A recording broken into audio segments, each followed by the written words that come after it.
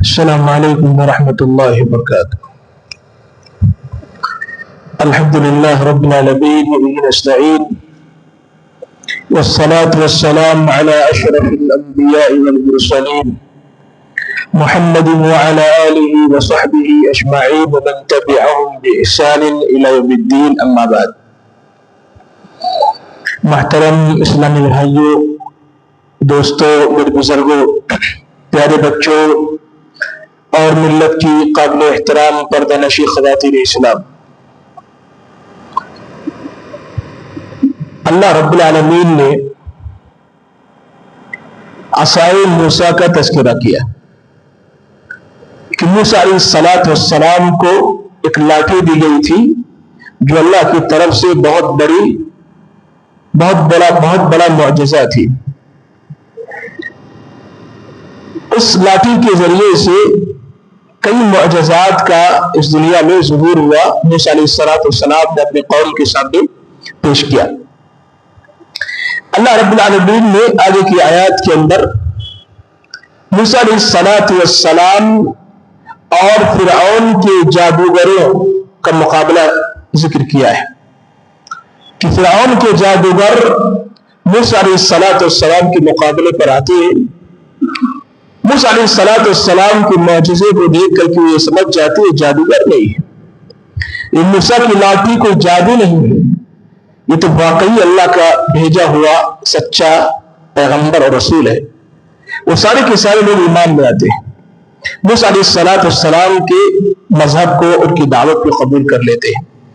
فرعون کہتا ہے جانتے سے انجان کیا ہوگا، میں تمہیں سولی پر ٹانگ دوں گا، تم نے مجھے چھوڑ کر کے موسیٰ کے دین اور مذہب کو اپنا لیا ہے، میں تمہیں سولی پر ٹانگ دوں گا۔ وہ کہتے ہیں جو تم کر سکتے ہو کر لو، ایک بار جب دل میں اللہ کی محبت داخل ہو جائے تو کوئی محبت نکلا نہیں کرتی ہے۔ اور انہوں نے موسیٰ علیہ السلام کو دین و مذہب کو چھوڑا نہیں۔ اس کے بعد اللہ رب العالمین نے بیان فرمایا کہ ان فرعونیوں کو جب کبھی کوئی بھلائی نصیب ہوتی تھی تو کہتے تھے کہ یہ ہمارا اپنا کارنامہ ہے، ہماری اپنی تدبیر کا کارنامہ ہے، یہ ہماری اپنی ہوشیاری عقل مندی ہے کہ اتنی بڑی بھلائی ہمیں نصیب ہو رہی ہے۔ لیکن جب کبھی انہیں کوئی تکلیف پہنچتی تھی، کوئی مسئلہ درپیش ہوتا تھا، کوئی مصیبت ان کے پاس آتی تھی تو یہ کہتے تھے یہ جو کچھ ہو رہا ہے موسیٰ اور اس کی قوم سے ہو رہا ہے۔ یہ انسانوں کا حال ہے، یہ انسانوں کا حال ہے۔ جب کوئی نعمت اسے ملتی ہے تو یہ کہتا ہے کہ میرا اپنا کارنامہ ہے، یہ میری تدبیر کا حصہ ہے، میں نے تدبیر رچی ہے اسی لیے مجھے یہ نعمت ملی ہے۔ لیکن جب انسان کبھی کسی مصیبت میں مبتلا ہوتا ہے تو بجائے اپنی غلطیوں اور کرتوت کو دیکھنے کے وہ دوسروں پر الزام دھرتا ہے کہ جو کچھ ہوا ہے تمہاری وجہ سے ہوا ہے۔ فرعونیوں کے یہاں یہ چیز پائی جاتی تھی۔ اللہ رب العالمین نے ذکر فرمایا فَإِذَا جَاءَتْهُمُ الْحَسَنَةُ قَالُوا لَنَا هَٰذِهِ، جب انہیں کوئی نیکی پہنچتی تھی، کوئی بھلائی، کوئی نعمت ان تک پہنچتی تھی، کہتے تھے یہ تو ہمارا حق ہے، یہ جو کچھ ہمیں ملا ہے یہ ہماری تدبیر کا حصہ ہے، یہ ہماری ہوشیاری ہے، ہماری عقل بندی ہے۔ لیکن جیسے ہی انہیں کوئی تکلیف پہنچتی تھی، کوئی عذاب پہنچتا تھا، کوئی سزا ان پر نازل ہوتی تھی، وہ کہتے تھے جو کچھ ہو رہا ہے یہ موسیٰ علیہ السلام اور ان کے ساتھیوں کی وجہ سے ہو رہا ہے۔ اللہ نے فرعونیوں کو مختلف عذاب میں دوچار کیا، دنیا میں رہتے ہوئے اللہ نے فرعونیوں کو مختلف طرح کے عذاب کے اندر مبتلا کیا۔ سب سے پہلے اللہ نے ان کو قید ثانی میں مبتلا کیا، سوکھا پڑ گیا، پریشان ہو گئے، دوڑے موسیٰ علیہ السلام کے پاس آئے اور کہا کہ پیغمبر آپ اللہ سے دعا کر دیں، اللہ سے دعا کر دو یہ تکلیف ختم ہو جائے تو ہم آپ پر ایمان لے آئیں گے۔ موسیٰ علیہ السلام نے اللہ سے دعا کری، اللہ نے وہ سوکھا ختم کر دیا، اس طرح بارش نازل ہوئی۔ پھر وہ اکڑ گئے، انہوں نے پھر سے تکبر کرنا شروع کر دیا، موسیٰ علیہ السلام سے جو وعدہ کیا تھا وعدہ خلافی کر ڈالی۔ اللہ رب العالمین نے وہ پانی، وہ بارش جو نعمت کی شکل میں ان کے لیے روزی کا ذریعہ بنانے والا تھا، اللہ نے اس پانی کو طوفان بنا دیا۔ وہ پانی اور بارش اتنی ہوئی کہ وہ طوفان کی شکل اختیار کر گیا۔ فَأَرْسَلْنَا عَلَيْهِمُ الطُّوفَانَ، اللہ نے کہا ہم نے ان پر طوفان کا عذاب بھیجا۔ دوڑے موسیٰ علیہ السلام کے پاس اور کہے موسیٰ اس بار اپنے رب سے دعا کر دو کہ طوفان ختم ہو جائے، ہم آپ پر ایمان لے آئیں گے۔ موسیٰ علیہ السلام تھے نبی رحیم ہوتا ہے، شفیق ہوتا ہے، اپنی امت پر اپنی قوم پر بڑا ہی مہربان ہوتا ہے۔ موسیٰ علیہ السلام نے اللہ سے دعا کری، اللہ نے اس کو ختم کر دیا۔ جب اللہ رب العالمین نے اس طوفان کے عذاب کو ٹال دیا، ختم کر دیا، یہ اکڑ گئے، دوبارہ یہ اکڑ گئے، اپنے راستے سے پھر گئے، اپنی پرانی روش پر لوٹ آئے اور موسیٰ علیہ السلام سے اپنا وعدہ پورا نہیں کیا۔ اس کے بعد انہوں نے فصلیں تیار کرنا شروع کر دیا کہ فصلیں تیار ہوں گی اور ان فصلوں کو کاٹ کر کے اپنے گھر میں لے کر کے جائیں گے۔ اللہ نے ٹڈیوں کا عذاب بھیجا۔ ٹڈیوں کا ایک دل آتا تھا جو دل آ کر کے پورے قوم کی فصلوں کو تباہ برباد کر دیتا تھا۔ اب جب فصلیں کٹنے کو تیار تھیں، ان کو یہ لگا کہ اب فصل کاٹ کر کے اپنے گھر میں لیں گے، رکھ لیں گے، آرام سے کھائیں گے پیئیں گے۔ اللہ نے ٹڈیوں کا ایک دل بھیجا جو ان کی فصلوں کو تباہ برباد کرنے لگا۔ انہوں نے دیکھا کہ یہ ٹڈیاں ہماری فصلوں کو تباہ و برباد کر رہی ہیں، اگر ایسے چھوڑ دیا گیا تو یہ پوری فصلیں کھا جائیں گی، پوری فصلوں کو تباہ برباد کر دیں گی۔ دوڑے دوڑے موسیٰ علیہ السلام کے پاس کہا، موسیٰ اس بار اپنے رب سے دعا کر دو، یہ عذاب ختم ہو جائے، ہم آپ پر ایمان لائیں گے۔ موسیٰ علیہ السلام ان کی بار بار روش کو دیکھ رہے تھے، پھر بھی پیغمبر اپنی قوم اور اپنی امت کے لیے بڑا شفیق و رحیم ہوتا ہے۔ اللہ سے دعا کی، اللہ نے ٹڈیوں کا عذاب ختم کر دیا، فصلیں انہوں نے کاٹ لی اور لا کر کے اپنے گھر میں رکھ لیا، پھر اکڑنے لگے۔ اب تو فصلیں کٹ چکی ہیں، اب ہمارا کچھ ہونے والا نہیں۔ انسان جیسے ہی، یہ انسان کی فطرت بتا رہا ہوں آپ کو، جیسے ہی انسان مصیبت سے باہر جاتا ہے، اپنے سارے گناہوں کو بھول جاتا ہے، اپنی ساری پریشانیوں کو بھول جاتا ہے۔ جب پریشانی اس کے اوپر اترتی ہے، مصیبت نازل ہوتی ہے، اللہ کو یاد کرنا شروع کر دیتا ہے، اپنے گناہوں کو یاد کرتا ہے، اپنی مصیبتوں کو یاد کرتا ہے، اپنے مسائل اللہ کے سامنے پیش کرتا ہے۔ لیکن جیسی پریشانی دور ہوتی ہے، اپنے ان ایام کو بھی بھول جاتا ہے جن ایام میں اس پر مصیبت نازل ہوئی تھی، اور اپنے گناہوں کو بھی بھول جاتا ہے۔ یہی حال ان کا ہوا، فرعونیوں کا ہوا۔ اب انہوں نے فصلوں کو کاٹ کر کے اپنے گھر میں رکھ دیا، مطمئن ہو گئے، عقل ان کے اندر دوبارہ لوٹ آئی، اپنی روش پر لوٹ آئے، اور موسیٰ علیہ السلام کے وعدے کی انہوں نے خلاف ورزی کری۔ اب اللہ تعالیٰ نے کہا کہ ایسا نہیں ہے کہ ہم نے اگر ایک عذاب تم سے دور کر دیا ہے تو ہم کوئی عذاب تمہیں نہیں دے سکتے، تم جہاں کہیں بھی رہو، اگر ہم عذاب دینا چاہیں گے تو اس شکل میں تم کو عذاب دیں گے۔ اب ان جن فصلوں کو کاٹ کر کے رکھ لیا تھا، وہ تو خوش تھے کہ اب ہم ان فصلوں سے فائدہ اٹھائیں گے۔ اللہ تعالیٰ نے ان فصلوں کے اندر کیڑے پیدا کر دیے، ختمل پیدا کر دیے، سرسری قسم کے کیڑے پیدا کر دیے جو وہاں پر رہتے ہوئے ان فصلوں کو تباہ برباد کر رہے تھے۔ یہ گھبرائے ڈرے اور موسیٰ علیہ السلام کے پاس آیا، پیغمبر دعا کر دیجیے، اس بار پکا آپ پر ایمان لائیں گے، آپ کو نہیں چھوڑیں گے، اس بار آپ اور آپ کے رب پر پکا ایمان لے آئیں گے۔ موسیٰ علیہ السلام نے دعا کری، اللہ نے کیڑوں کو ختم کر دیا۔ پھر یہ قوم اپنے قدموں کے بل پیچھے بلٹ گئی، پھر وہی روش، وہی رفتار بھیڑوں گی جو پہلے تھی، دوبارہ اسی پر یہ لوٹ آئے۔ اللہ نے اس بار میڈک کا عذاب بھیجا۔ جب یہ کھانے بیٹھتے تھے، پینے بیٹھتے تھے، میڈک کوٹ پڑتے تھے، ان کے کپڑوں میں میڈک، کھانوں کے اندر میڈک، پانی، ان کا جینا ڈوبا ہو گیا۔ یہ دوڑے دوڑے موسیٰ علیہ السلام کے پاس کہا، موسیٰ اس بار پکا اس بار ایمان لائیں گے۔ دیکھ رہے یہ فرعونیوں کی کیفیت تھی، اور یہ طبیعت دنیا کے ان تمام لوگوں کی ہوتی ہے جو فرعونی ہوتے ہیں، جو فرعون کے نقش قدم پر چل رہے ہوتے ہیں، اس کے مذہب، اس کے منہج، اس کے طریقے پر چل رہے ہوتے ہیں، جن کے یہاں پہ شیطانی پائی جاتی ہے، جو ابلیس کے چیلے ہوتے ہیں، وہ اسی طریقے کی حرکتیں کرتے ہیں۔ بار بار اللہ سے وعدہ کریں گے لیکن گناہ پھر کریں گے، بار بار اللہ سے وعدے کریں گے، اللہ اس بار پکا تیرا ہو کر کے رہ جاؤں گا، اللہ اس بار پکا تیرا بن کر کے رہوں گا۔ اللہ جیسے مصیبت دور کرتا ہے، فوراً اپنے تمام مصیبتوں کو بھول جاتے ہیں، اللہ کو بھول جاتے ہیں، اور پھر اپنے روش پر لوٹ جاتے ہیں۔ دوڑے دوڑے موسیٰ علیہ السلام کے پاس کہا، موسیٰ پکا ایمان لائیں گے۔ موسیٰ علیہ السلام نے دعا کر، اللہ تعالیٰ نے میڈک کا عذاب ختم کر دیا۔ فَأَرْسَلْنَا عَلَيْهِمُ الطُّوفَانَ وَالْجَرَادَ وَالْقُمَّلَ وَالضَّفَادِعَ وَالدَّمَ آيَاتٍ مُفَصَّلَاتٍ۔ اللہ نے ذکر کیا، دوبارہ وہ اپنے روش پر پلٹ گئے، اپنے طریقے پر چلے گئے، اور پیغمبر سے کیا ہوا وعدہ انہوں نے بھلا دیا۔ پھر اللہ رب العالمین نے خون کا عذاب ان کو بھیجا، خون کا عذاب. پانی پینے چلتے تھے, پانی خون بن جایا کرتا تھا. کھانا کھانے چلتے تھے, اس میں خون آ جایا کرتا تھا. ان کا کھانا مشکل ہو گیا, رہنا مشکل ہو گیا. دوڑے دوڑے موسیٰ علیہ السلام کے پاس آئے. موسیٰ علیہ السلام کے پاس آئے اور کہا موسیٰ اکبر پکا پر ایمان لے آئیں گے. موسیٰ علیہ السلام نے اللہ سے دعا کری اور اللہ نے عذاب ختم کر دیا. لیکن یہ قوم مان نہیں. ان کی سرکشی ہمیشہ سے مسلم ہے, ہمیشہ سے مسلم ہے. آج بھی جہاں بھی فرعون کی نسلیں آباد ہیں, فرعون کے جنریشنز موجود ہیں, آج بھی ان کے یہاں ہٹ دھرمی پائی جاتی ہے. یہ ضد ان کے یہاں پایا جاتا ہے. وہ اللہ تعالیٰ سے وعدہ کرتے, بار بار وعدہ کرتے, بار بار وعدہ خلافی کرتے. اللہ نے ان کو طاعون کے عذاب مبتلا کیا, بہت سارے فرعون اس میں مارے گئے. اللہ رب العالمین نے ذکر فرمایا کہ ہم نے بنو اسرائیل کو فرعون کے ظلم و استبداد سے نجات عطا فرمائی. بحر قلزم کا واقعہ انشاءاللہ 16 پارے کے اندر اللہ نے تفصیل سے ذکر کیا ہے. 11ویں پارے کے اندر سورہ یونس میں اللہ نے تفصیل سے ذکر کیا. انشاءاللہ بحر قلزم کا واقعہ آپ کے سامنے پیش کیا جائے گا. موسیٰ علیہ السلام اپنی قوم کو سمندر پار لے کر کے جاتے ہیں, بنو اسرائیل کو پار کر دیتے ہیں. ابھی ان کے سامنے دیکھیں, بنو اسرائیل ایسے ہی ہوا کرتے تھے.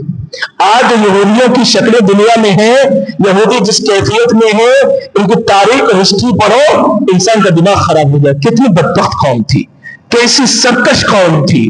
اپنے سامنے اللہ کی رحمت کو دیکھتی تھی, پھر بھی اپنی غلطیوں سے باز نہیں آتی. ابھی اللہ تعالیٰ نے بحر قلزم سے ان کو پار کرایا, سمندر کے درمیان سے ان کو راستہ دیا, وہ پار کر گئے.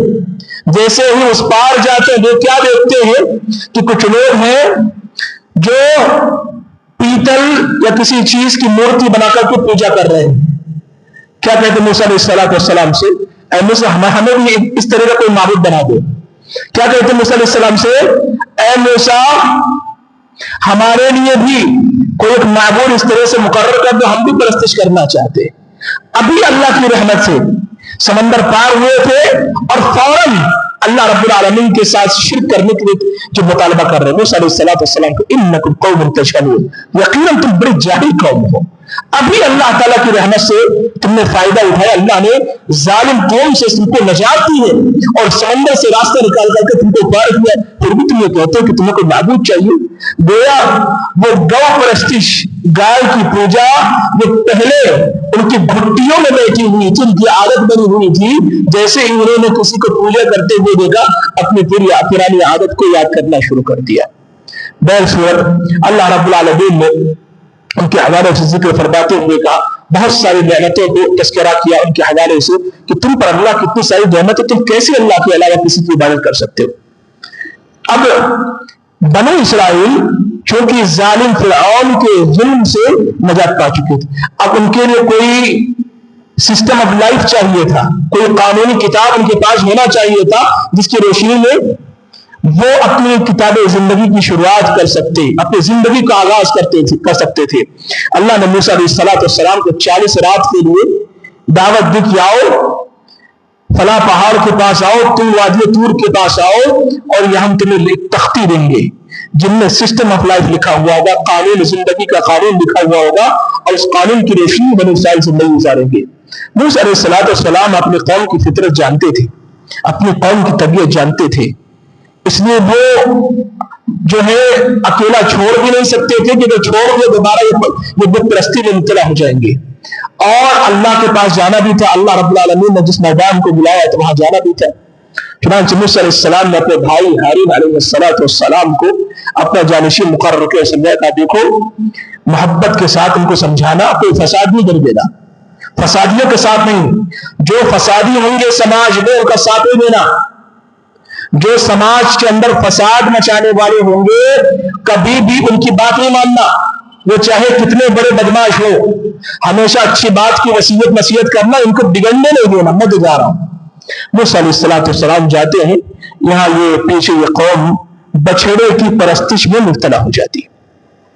ہارون علیہ السلام نے بڑا سمجھایا لیکن جب اتنی سرکش قوم جب موسیٰ علیہ السلام سے ایک معبود کا مطالبہ کر رہی ہو تو موسیٰ کی موجودگی میں ہارون کا کیا وقار ان کی ہے، وہ ہارون کو کیا وہ اہمیت دی، کوئی اہمیت انہوں نے نہیں دیا. قرآن سے اس طرح وہ جو ہے گو پرستش میں مبتلا ہو گئی. وہ قوم پھر پوچھا کرنے لگی. موسیٰ علیہ السلام آئے، بہت برا بھلا کہا، اپنے بھائی کی داڑھی کو پکڑا. ہارون علیہ السلام کے ہاں داڑھی ہوتی تھی، موسیٰ علیہ السلام کے اپنے پاس داڑھی تھی، داڑھی کو پکڑا. ہارون علیہ السلام نے کہا اے میرے بھائی، اے میری ماں کے بیٹے، میں نے بہت سمجھایا لیکن اس قوم نے مانا نہیں. آخرکار اللہ رب العالمین نے اس قوم پر ایک عذاب بھیجا اور اس قوم کو وادی تین میں 40 سال تک کے لیے گمراہ کر دیا. 40 سال تک کے لیے. اس سے پہلے اللہ رب العالمین کا حکم آیا اور آزمائش کے لیے آیا کہ فلاں شہر میں جاؤ اور فلاں بادشاہ سے تم جنگ کرو. اب یہ بنو اسرائیل جتنی سرکش قوم اتنی ہی زیادہ بزدل قوم. یہودیوں کے حوالے سے اللہ نے ذکر کیا، یہودی اسرائیل جو اس وقت پوری دنیا پر قابض ہے، جن کے پروڈکٹس پوری دنیا کے لوگ یوز کر رہے ہیں. اللہ نے قرآن میں کہا یہ دنیا کی سب سے بزدل قوم ہے. ابھی ہمارے لیے کتنے رسوائی کی بات ہے، سب سے بزدل قوم اور دنیا پر قبضہ کر کے بیٹھی ہوئی ہے.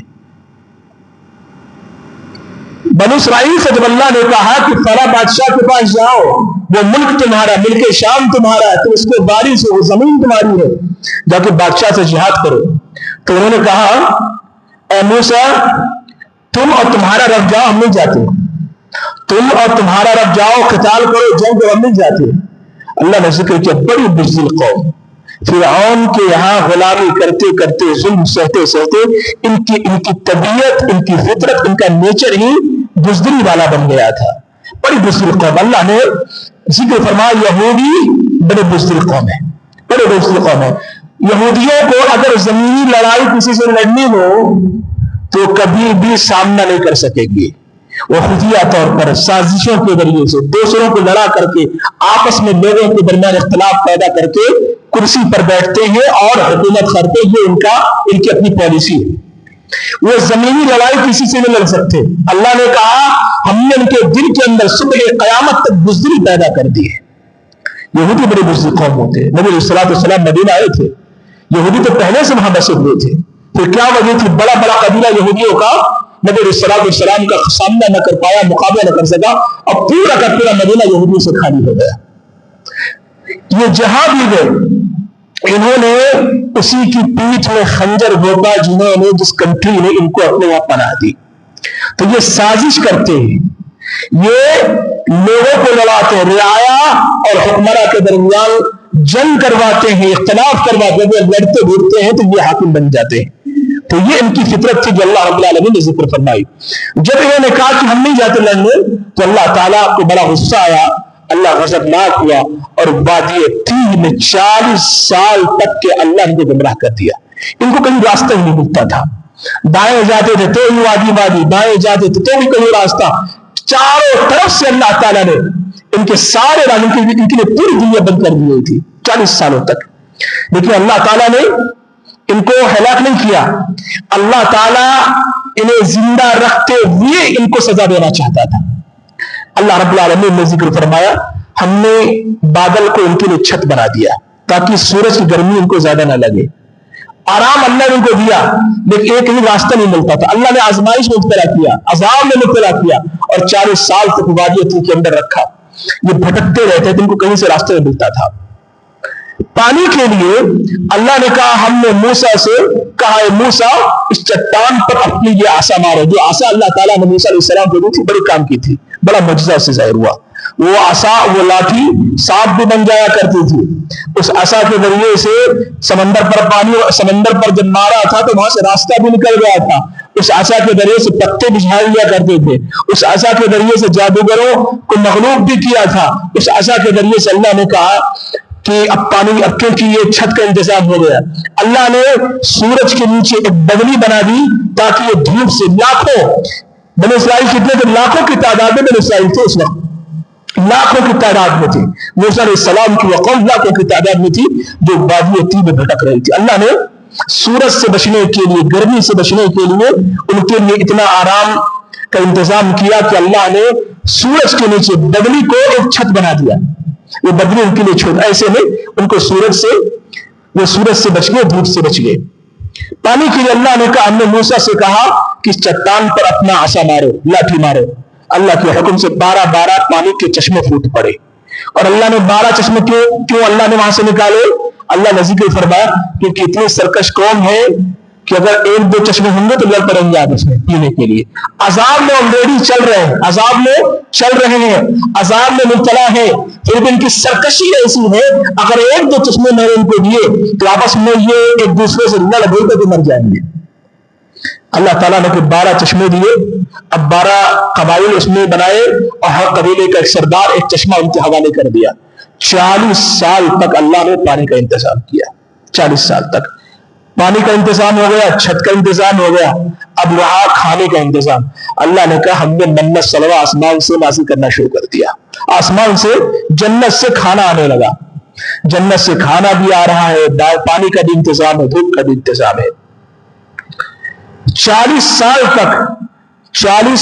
تک جنت سے کھانا آتا رہا منت سلوا کی شکل میں، اور لاکھوں کی تعداد میں یہودی اسرائیل بنی اسرائیل اس سے فائدہ اٹھاتے رہے، لیکن ان کو یہ جنت کا کھانا بھی راس نہیں آیا۔ اللہ نے ذکر فرمایا کہ آگے چل کر کے انہوں نے کہا کہ اللہ یہ کھانا جل نہیں رہا ہے، اب کچھ لہسن پیاز کا کھانا ہونا چاہیے، چٹنی ہونی چاہیے، لہسن ہونے چاہیے، پیاز ہونا چاہیے، یہ سب کھانا ماننا شروع کیا۔ اللہ نے کہ یہ سدھریں گے نہیں، یہ قوم کبھی سدھر سکتی نہیں ہے۔ بنی اسرائیل ان کی سرکشی ہمیشہ معروف رہی، ان کے حوالے سے اللہ رب العالمین نے ایک لمبا، اللہ نے کئی پاروں کے اندر ذکر فرمایا، اور اللہ نے کئی پاروں میں کہیں پر شارٹ میں، کہیں پر ڈیٹیلز میں، کہیں بہت لمبا اللہ نے ان کے واقعات کو نقل فرمایا۔ دیکھیں کیونکہ وہ دنیا کی سب سے محبوب ترین قوم تھی اللہ کے نزدیک، لیکن اپنی سرکشی کی وجہ سے دنیا کی سب سے ملعون، سب سے بدترین قوم بن گئی۔ اور اللہ نے بار بار ان کا تذکرہ کیا ہے، قرآن کریم کے شروع پارے سے ہی اللہ نے ان کا تذکرہ کیا ہے، کیونکہ نبی علیہ الصلوۃ والسلام نے کہا تھا کہ میری امت یہود و نصارہ کے رخش قدم پر چلے گی، ان کی پیروی کرے گی، اور وہ ساری غلطیاں، ساری سرکشی، ساری بدماشیاں جو یہود و نصارہ کے یہاں پائی جاتی تھی، اس امت کے یہاں 10 قدم آگے پہنچ چکی ہے۔ یہ امت ان خرابیوں میں، ان برائیوں میں، ان بدماشیوں میں، ان غلطیوں اور گناہوں میں یہود و نصارہ سے 10 قدم آگے پہنچ چکی ہے۔ اللہ اس امت کو بھی ہلاک و برباد کر سکتا تھا، کیونکہ اللہ نے انہی غلطیوں کی وجہ سے یہود و نصارہ کو تباہ برباد کیا۔ اب وہی غلطیاں بلکہ 10 قدم آگے اگر یہ امت اس میں مبتلا ہو چکی تو حق تو یہ تھا، انصاف اور عدل تو یہ تھا کہ اگر اللہ نے ان کو تباہ کیا تھا، اس امت کو بھی اللہ تباہ برباد کر دے۔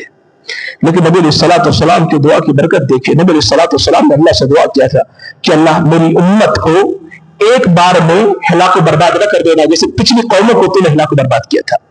یہ نبی علیہ الصلوۃ والسلام کی دعا کی برکت ہے کہ یہ امت آج بھی زمین پر آباد ہے، ورنہ گناہوں کا جو بھی گھڑا، جتنا بھی گھڑا بنا لے، جتنا بھی بڑا گھڑا تیار کر لے، گناہوں کا سارا گھڑا اس امت کے اندر بڑھ چکا ہے۔ یہودیوں نے تو صرف اتنا کہا تھا، وقالت اليهود عزير ابن الله، یہودیوں نے کہا تھا عزیر علیہ السلام اللہ کے بیٹے۔ اس امت نے کہا وہی جو مستوی عرش تھا خدا ہو کر اتر پڑا ہے مدینے مصطفیٰ بن کر۔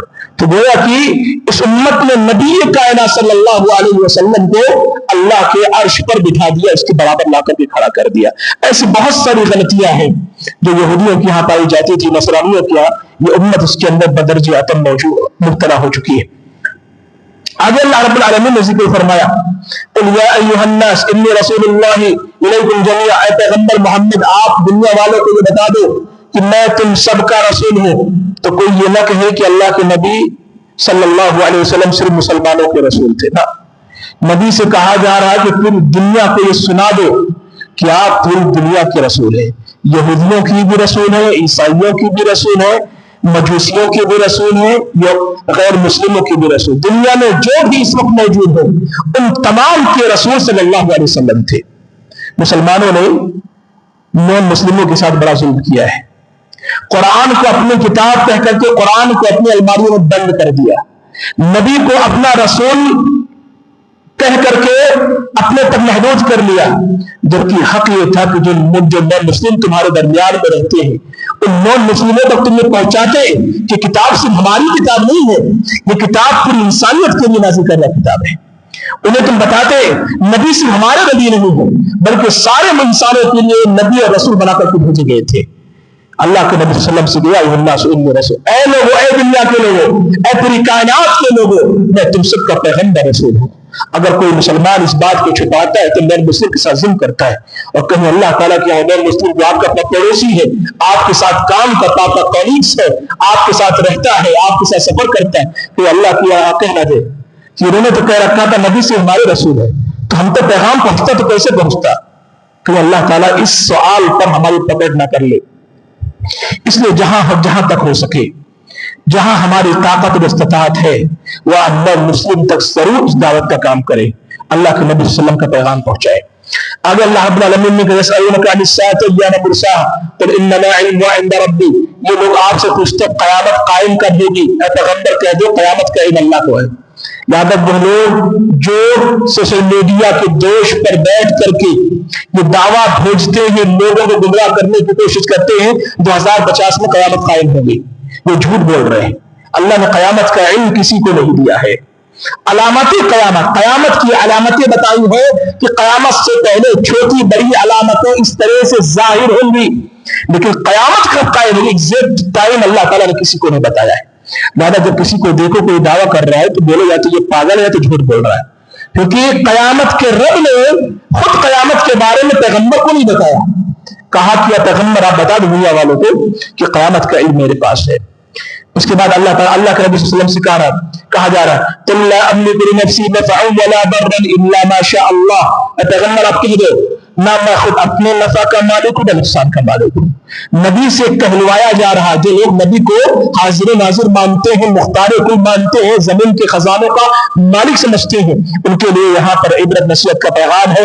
نبی سے کہا جا رہا صلی اللہ علیہ وسلم، اے پیغمبر آپ بتا دیجئے، کہہ دیجئے اپنے ماننے والوں سے، اپنے چاہنے والوں سے، اپنے امتیوں سے کہہ دیجئے لا املک لنفسی نفعا ولا ضرا، میں خود اپنے نفع نقصان کا مالک نہیں ہوں، میں نہیں مالک ہوں، جو کچھ ہے وہ سب اللہ کی طرف سے ہے۔ تو نبی کو مختار کل کہنا اس آیت کے خلاف ہے، اللہ رب العالمین کے حکم کے خلاف ہے۔ وَلَوْ كُنْتُ أَعْلَمُ الْغَيْبَ لَاسْتَكْثَرْتُ مِنَ الْخَيْرِ، پیغمبر یہ بھی بتا دو اپنے چاہنے والوں کو یا آپ سے جو محبت کے دعوے دار ہے دعویٰ کرتے ہیں، ان سے یہ بھی کہہ دو اگر میں غیب کا عالم ہوتا، غیب جانتا، لَاسْتَكْثَرْتُ مِنَ الْخَيْرِ، تو ساری بھلائیاں جمع نہ کر لیتا۔ کیوں ہمارے صحابہ مارے جاتے، ہمارے صحابہ قتل کیے جاتے، میری چہیتی بیوی حضرت عائشہ پر تہمت لگائی گئی، مہینے تک میں جدا رہا، میری چہیتی بیوی روتی رہی، اگر مجھے غیب کا علم ہوتا تو یہ الزام ختم نہ ہو جاتا۔ کیوں؟ اللہ کے نبی صلی اللہ علیہ وسلم کہتے ہیں اگر میں غیب جانتا خیر نہ جمع کر لیتا۔ ہمارے چچا شہید کر دیے گئے، صحابہ مارے جا رہے ہیں، قرائے صحابہ مارے جا رہے ہیں، صحابہ قتل کیے جا رہے ہیں، نبی کے ڈنڈا شہید کر دیے گئے، کتنے صحابہ مار دیے گئے۔ اگر مجھے غیب کا علم ہوتا تو میں خیر میں جمع کر لیتا۔ ایک یہودیہ خاتون نے نبی کے کھانے میں زہر ملا دیا، غیب کا علم ہوتا تو آپ زہر کھاتے نہ، باللہ۔ جو لوگ غیب کا دعویٰ کرتے تھے نبی پر الزام لگائے کہ نبی جانتے ہوئے بھی زہر انہوں نے کھا لیا، یہ کتنا بڑا جرم ہے، بہت بڑا جرم ہے۔ وَمَا مَسَّنِيَ السُّوءُ إِلَّا نَذِيرٌ مُبِينٌ۔ تو اللہ رب العالمین آگے اللہ کہتے ہیں ان الذین تدعون من دون اللہ عباد امثالکم، جن کو تم پکارتے وہ تمہاری طرح بندے تھے، اگر وہ زندہ ہے تو تمہاری طرح بندے میں مخلوق ہیں، اگر وہ مر چکے تب بھی وہ تمہارے طرح بندے مخلوق ہیں۔ فدعوہم فلیستجیبوا، تم انہیں پکارو، اور اگر یہ قادر ہیں، قادر العمل ہیں، یہ تمہاری مدد کرنے پر قادر ہیں، تو انہیں چاہیے کہ قبر کے اندر سے جواب دے تم کو، اور اگر جواب نہیں دے رہے تو یاد رکھو معاملہ کچھ گڑبڑ ہے، کہیں تو کچھ گڑبڑی چل رہی ہے، آپ کو گمراہ کیا گیا ہے، آپ کو توحید تک پہنچنے سے روک دیا گیا ہے، آپ کے علماء نے صحیح عقیدہ آپ کو بتایا نہیں ہے، آپ کے بڑوں نے اللہ کے نبی علیہ السلام کی سنت سے متعارف نہیں کروایا، آپ کو گمراہ کیا گیا ہے۔ اگر وہ اس بات پر قادر ہے کہ مدد کر سکے تو جواب کیوں نہیں دے رہے جو قبروں کے اندر دفن ہے، مدفون ہے؟ وہ جواب نہیں دے رہے، اس کا مطلب یہ سن نہیں پا رہے، وہ آپ کی باتیں کو سن نہیں پا رہے ہیں۔ پھر اگر آپ عبادت کر رہے ہو تو آپ کے علماء نے آپ کو گمراہ کیا ہوا ہے۔ اس لیے عمل کرنے سے پہلے کوئی بھی عالم دنیا کا ایک اصول لے کر کے جاؤ میرے بھائیو، کوئی بھی عالم دنیا کا کوئی عمل کہ وہ دین کا حصہ، یہ عمل اس پر ثواب ملتا ہے۔ اللہ نے ایک اصول دیا، اگر تم اپنے دعوے میں سچے ہو تو دلیل دکھاؤ۔ آپ یہ جواب لے لیجیے، انشاءاللہ کبھی گمراہ نہیں ہوں گے۔ دلیل کس کی؟ یا تو رب کے قرآن کی یا مصطفیٰ جان رحمت کے فرمان کی، اور کوئی تیسری دلیل نہیں۔ اگر اللہ رب العالمین نے ذکر فرمایا کہ تمہارے مال، تمہارے اولاد فتنہ، یہ آزمائش ہے۔ مال جو ہمارے پاس ہے یہ آزمائش کا ذریعہ ہے، اولاد جو ہمارے پاس آزمائش کا ذریعہ ہے۔ اولاد اگر ان کی صحیح سے دیکھ ریکھ کر لے جاتے ہیں، ان کی تربیت کر لی جاتی ہے، ذمہ داری ادا کر لے جاتی ہے، تو یہ اولاد ہمارے لیے نعمت ہے۔ لیکن یہی اولاد اگر ہم ان کی تربیت نہیں کرتے، ان کو حلال نہیں کھلاتے، ان کی دیکھ ریکھ نہیں کر پاتے ہیں، ان کی صحیح تربیت نہیں کرتے، اللہ اور اس کے رسول کی محبت ان کے دلوں میں بیٹھاتے نہیں، تو یہ اولاد ہمارے لیے آزمائش ہے۔ ایسے ہی مال جو اللہ نے ہم کو دیا ہوا ہے، اگر مال کا حق ادا کرتے ہیں، اللہ کے راستے میں خرچ کرتے تو یہ نعمت ہے۔ لیکن وہ مال جسے ہم گن گن کر کے جمع کرتے رہتے ہیں، بینک بیلنس بناتے ہیں، یتیموں کا ہم مال نہیں دیتے، بیواؤں کا جو حق وہ نہیں ادا کرتے، مسکینوں کا جو حق وہ ادا کرتے، محتاجوں کا جو حق وہ ادا نہیں کرتے، تو یہ مال ہمارے لیے فتنہ ہے۔ اللہ تعالیٰ ہمیں اور آپ کو عبرت نصیحت حاصل کرنے کی توفیق عطا فرمائے۔ ان آیات کے اندر کہی گئی باتوں کو یاد کر لیں اور ان کے مطابق اپنی زندگی کو ڈھالنے کی توفیق عطا فرمائے۔ جب تک دنیا میں رکھے کتاب و سنت پر باقی رکھ، جو ہمارا خاتمہ ہو تو امام بالخیر پر ہو۔ صلی اللہ علی خیر خلق محمد وعلی آلہ وصحبہ اجمعین برحمتک یا ارحم الراحمین۔ السلام علیکم ورحمۃ اللہ وبرکاتہ۔ وذكر فإن الذكرى تنفع المؤمنين